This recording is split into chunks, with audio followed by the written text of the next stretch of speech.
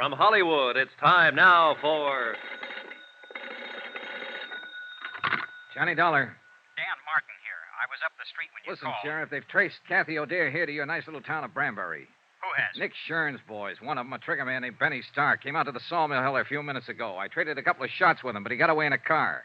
Did he head north or back toward town? Toward town, I think. You can't see the turnoff from here. All right, Dollar. You're packing a gun. Will you take the pickup truck and block that turnoff? Hold it until I can get somebody out there to relieve you? Right. How many deputies you got? Deputies? Uh-oh. What about volunteers? Is this Benny Stark the man Kathy's afraid of? He's one of them. Then I'll have volunteers. 20 men within a half hour, armed with deer rifles. And every one of them a dead shot.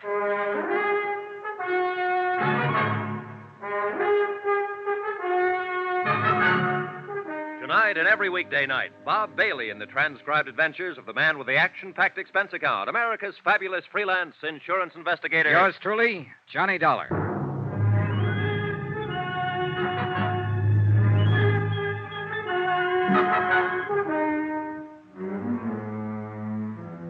From Special Investigator Johnny Dollar, location Branbury, Michigan, to the Home Office, Tri-Mutual Insurance Limited, Hartford, Connecticut. Assignment, the Nick Shern matter. Expense account continued. Item 8, $3.60 for 2 packs of cigarettes and a pint of Applejack, borrowed from the foreman's locker at the sawmill. I figured these as standard equipment for holding down a roadblock at 10 degrees above zero. And Mike O'Dare agreed with me 100%. Well, I'll tell you one thing. They can make it out of corn, rye, barley, make it out of gold if they want to. But they'll never come up with anything better than what they make out of apples. Here, have a short one, Johnny. No, thanks. I'll save it for later. Well, I'll just, It's got the taste of Indian summer in it. You ought to see this country around that time of year, Johnny. Breaks your heart, it's so beautiful. Well, it's beautiful now with the snow on. And it would be more so if there wasn't a killer running loose in it. Johnny, I want to ask you something about my daughter. And I want you to answer me honest. All right. It's no use trying to fool you. She's here, all right. I know. But she hasn't told me what it was that happened in New York. What she ran away from. And somehow I figured it was just as well not to ask her. Your sheriff, Dan Martin, said practically the same thing. Dan's been in love with Kathy since he was 12 years old. He's a good man. Solid. So I figured. Anyway, she was scared. Scared half to death. And she'd come home for help, so we tried to help her. What was it you wanted to ask me, Mr. O'Dare? You mentioned a murder case, Johnny. You didn't give any of the details, just said that Kathy was a witness. Is she mixed up in this murder? And you wanted an honest answer. All right, I'm not sure. I see. That's why I wanted to talk to her, get her story, the truth. I realized from the start she might be guilty. I don't think so, but it's a possibility. You may as well know about it. I guess you realize it wouldn't make any difference. Not to me or to Dan. Oh, yeah, I figured. In other words, you're with me as long as I'm trying to protect her. But you'll fight me if I find reason to think she's guilty. That's about it, Johnny. Well, at least we know where we stand. And I hope it won't come to... What's the matter? Car coming. Light on the trees there at the bend. Yeah. Do you suppose maybe... Probably not, but you can't tell. Better get behind the truck just in case. They'll have to shift into low to edge past us. And let me get that spotlight on. I guess I'll just have another quick one. That wind cuts right through your bones. It's a dark-colored sedan. It might be him. Funny. I'd been hoping for 2 months that Kathy'd come home for Christmas. And I didn't figure I'd be out here in the woods, hiding behind a truck, waiting to shoot it out with somebody that wanted to kill her. It's a crazy world. Keep your head down, Mr. O'Dare. Yeah. Just the driver by himself, wearing a dark hat. I don't know. You know, that kind of looks like... Huh? By golly, it is. What? That's Ted Perkins, all right. No doubt about it. And All right, you better wave him out past. He probably thinks we need help. It's all right, Ted. It's Michael Dare. Go ahead. We don't need anything. Yeah, we're all right. Thanks anyway. Well, there's one thing about people around here. They mind their own business and don't ask no questions. And they don't answer them often either. How's that Applejack holding out?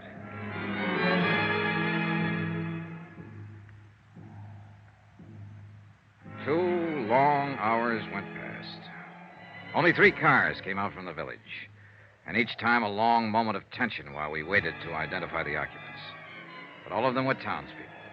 Benny didn't show. One truck came down the logging road from the back hills loaded with dwarf spruce and fir. Peace on earth, goodwill toward men. We were waiting for an assassin, but the truck only carried Christmas trees. The night was crystal clear with bright stars hanging low in the blackness, but it kept turning colder and colder.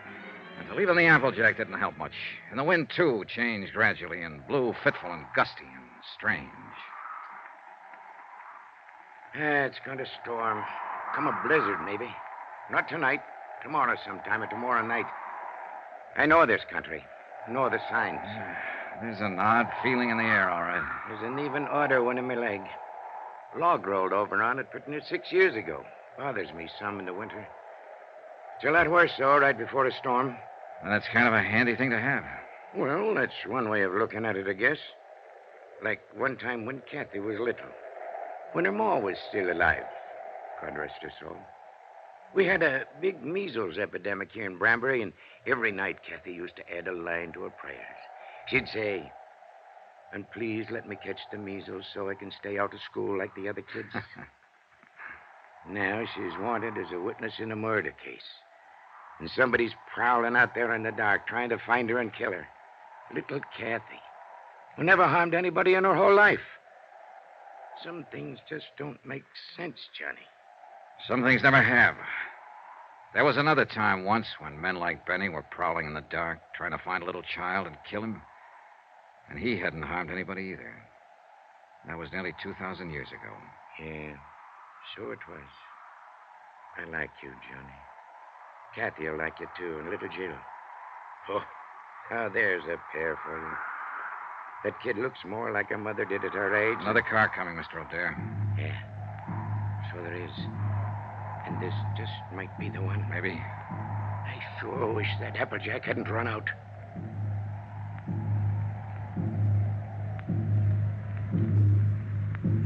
But it was only a couple of men Deputy Martin had sent out from town to relieve us and take over. Big men, calm and quiet, wearing plaid mackinaws and heavy lace boots and carrying Winchester 94s over their arms. They told us Benny Stark had been seen. He'd come up from the west, driven onto one of the roadblocks unexpectedly. In a flurry of shots, he'd broken through. The men couldn't understand his persistence. They thought he'd run for it, get out of the area once his presence was known. I didn't bother to explain, to put him straight, but I knew Benny had never run, not now. He was a trigger man, a professional killer with a reputation at stake. And he had his orders to silence Kathy O'Dare. A half hour later, we were back in town, turning into the main street around the village square. Strings of colored lights on a tall pine in the center of the square blinked and sparkled as they swayed in the wind. Around 100 cars and trucks were parked in the street and in the lot behind the town hall. And the sound of singing drifted out from inside. They're practicing carols and things for the big doings on Christmas Eve. Ain't it beautiful? The men at the roadblock had given a description of Benny's car and the license number. It was just barely possible. Got something in mind, Johnny? Yeah, let's take a look through those parked cars. I don't know. If it was me, I sure wouldn't be hanging around here. I'd stick to the tall timber. Yeah, but you're not a city boy, Mike. Tall timber is foreign soil to Benny. He's only comfortable when he's close to a crowd. He the fellow that's supposed to have done that murder? No, it was the man he works for, a cafe owner, ex-gangster, a man named Nick Shern. Let's check that lot around at the side. I don't think he'd show here in front. He'd be taking a big chance showing anywhere. In a town this size, people know each other. It's his job to take chances. And he probably doesn't realize... Wait a minute. That sedan against the building with the side window broken. 7, 8, 2, 1. That's his car, Johnny. Yeah, wait here. I eased my gun out of the holster and started toward the car. There were no lights in the lot, only the soft glow reflected from the packed snow underfoot.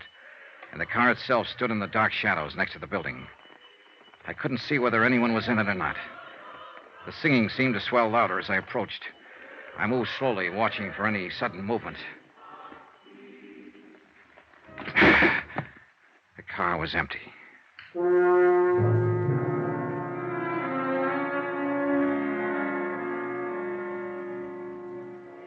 It was time, past time, to talk to Kathy O'Dare. And with the pressure tightening, the danger close to home now, her father was ready to take me to her. We drove over to Dan Martin's house, where it turned out Kathy and her daughter were staying. Dan's mother had been looking after her.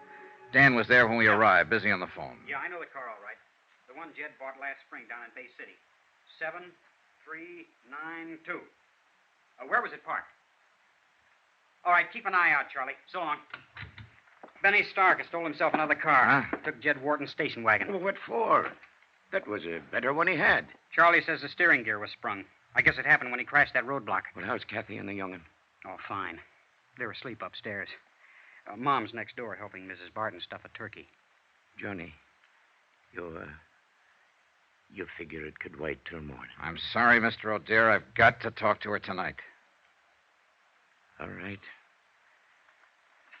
I'll go wake her up.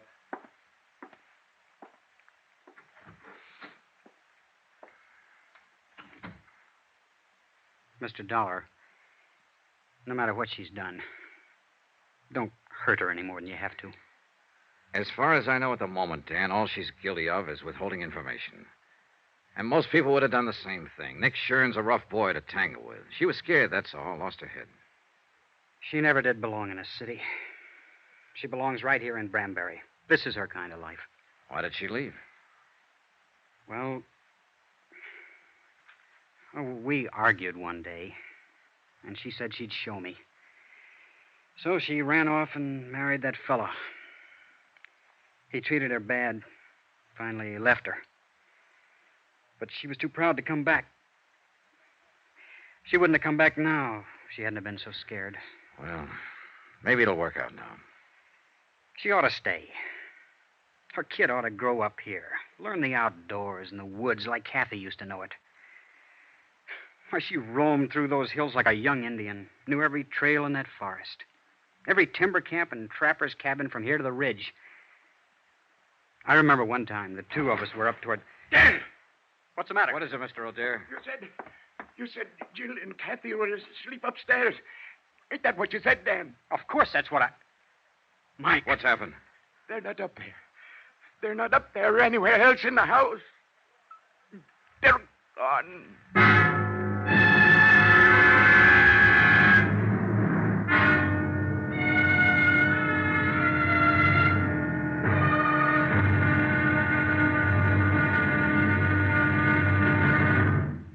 There'll be another intriguing episode in our story of the Nick Shern matter tomorrow. Tomorrow, a little girl who believes in Santa Claus, a big girl who believes in very little, and both of them facing death. Join us, won't you? Yours truly, Johnny Dollar.